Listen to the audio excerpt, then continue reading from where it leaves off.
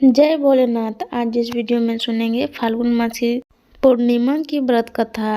हर साल बुराई पर अच्छाई की जीत की यह एक रूप है। फाल्गुन पूर्णिमा तिथि पर होली का दहन किया जाता है एवं होली का यह पावन पर्व मनाया जाता है। फाल्गुन पूर्णिमा पर विष्णु एवं लक्ष्मी जी की पूजा व्रत आदि करने का जितना महत्व होता है उतना ही महत्व फाल्गुन पूर्णिमा की पुरानी कथा का पाठ कराने का है।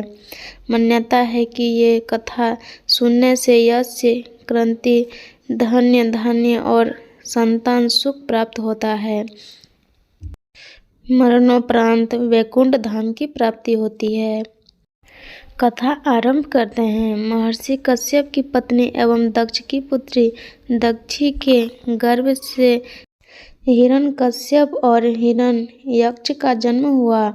दोनों ही महाबलशाली थे।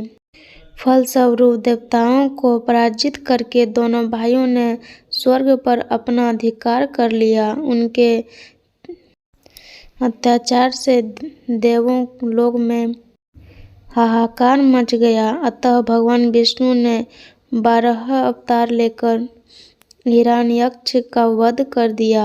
अपने भाई की मृत्यु से क्रोध हिरण्यकश्यप की अनुपस्थिति में देवताओं ने दैत्यों पर आक्रमण कर दिया और स्वर्ग पर पुनः अपना अधिकार प्राप्त कर लिया।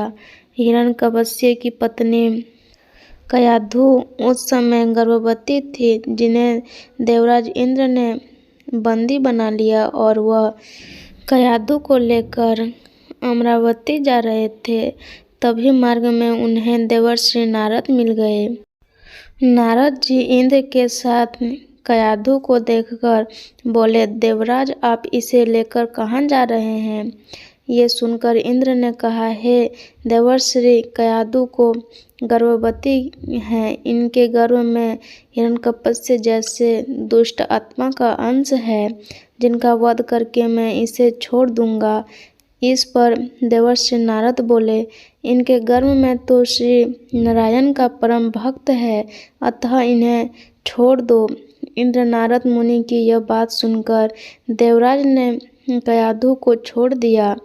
देवर्षि नारद हिरण्यकश्यप की पत्नी को अपने आश्रम में ले आए और बोले, बेटी, जब तक हिरण्यकश्यप की तपस्या पूरी नहीं हो जाती तुम निश्चित होकर यहीं रहो। तब से कयाधु देवर्षि नारद के आश्रम में रहने लगी और उनके देव वचनों को रसपान भी करती रही, जिनका गर्भ में पल रहे शिशु पर भी बहुत गहरा प्रभाव हुआ।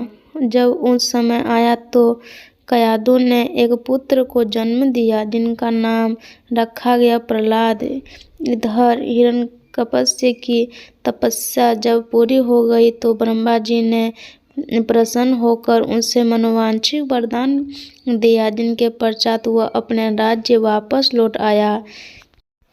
कयाधु भी प्रहलाद को लेकर अपने पति के पास चली आई। प्रहलाद जब थोड़े बड़े हुए तो एक श्रेष्ठ गुरु के मार्गदर्शन में उनकी शिक्षा का प्रबंध किया गया। एक दिन जब हिरण्यकश्यप अपने समस्त मंत्रियों के साथ बैठे हुए थे, तभी प्रहलाद अपने गुरु के साथ वहां आए और पिता को कृतज्ञता पूर्वक प्रणाम किया। ये देखकर हिरण्यकश्यप अति प्रसन्न हुआ और बोला, प्रहलाद, तुमने अब तक की शिक्षा के दौरान कौन सी सबसे अच्छी बात सीखी है, मुझे बताओ। ये सुनकर प्रहलाद ने कहा, पिताजी, मैंने अब तक जो सबसे अच्छी बात सीखी है वह ये है कि जो आदि, मध्य और अंत से रहित अजन्मा है, इस जगत के पालनहारा, दीन दुखियों के स्वामी हैं, उन श्री हरि को मैं बारंबार प्रणाम करता हूँ। ये बात सुनकर हिरण्यकश्यप क्रोध से लाल हो उठा। उन्हें प्रहलाद के गुरु पर चीखते हुए कहा, अरे मूर्ख ब्राह्मण, तूने मेरे इस बालक को मेरे परम शत्रु का गुणगान करने की शिक्षा क्यों दी? प्रहलाद के गुरु ने कहा, देव्यराज आप क्रोध त्याग दें, ये बात मैंने आपके पुत्र को नहीं सिखाई। ये सुनकर हिरण्यकश्यप अपने आश्चर्यचकित हो गया और बोला, पुत्र बताओ तुम्हें ये उपदेश ये शिक्षा किसने दी? प्रहलाद बोले, हृदय में स्थित भगवान विष्णु की तो संपूर्ण संसार के उपदेश हैं, उनके अतिरिक्त कोई किसी को कुछ नहीं सिखा सकता। ये सुनकर हिरण्यकश्यप क्रोध से पागल हो उठा और बोला, अरे मूर्ख, मेरे सामने ये विष्णु कौन है? तुम क्यों बार बार उस दुष्ट का नाम ले रहा है? क्या तुम इनका परिणाम जानता है? हिरण्यकश्यप ने प्रहलाद को बहुत समझाया, मृत्युदंड का भय दिलाकर भी विष्णु भक्ति से दूर कराना चाहा, परंतु प्रहलाद ने मन से भगवान विष्णु के प्रति श्रद्धा तनिक भी कम न हुई। इनके पश्चात क्रोधित हिरण्यकश्यप ने अपने सेवकों को आज्ञा दी कि इस दुरात्मा को मौत के घाट उतार दो। इस शत्रु प्रेमी ने मुझे कोई लाभ नहीं है। यह कपदुक्त तो अपने ही कुल का नाश कर देगा। दैत्यराज हिरण्यकश्यप की आज्ञा सुनकर उनके सैनिकों ने प्रहलाद पर तरह तरह के अत्याचार किए और उन्हें मारने का प्रयास किया, परंतु हरि कृपा से कारण वह सब प्रहलाद का बाल भी बांका न कर सका। हिरण्यकश्यप यह सब देखकर बहुत क्रोधित हुआ।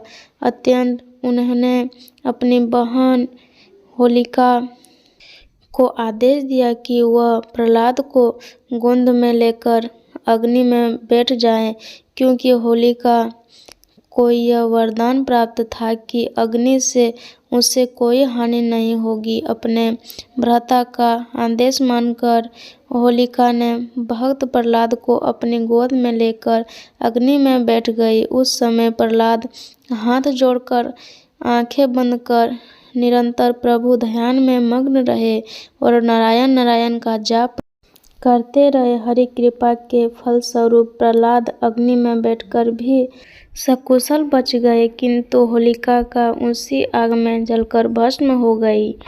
कथा यहीं तक था। अगर अच्छी लगी हो तो लाइक करें। अगर आपने चैनल को सब्सक्राइब नहीं किए हैं तो कर लीजिएगा।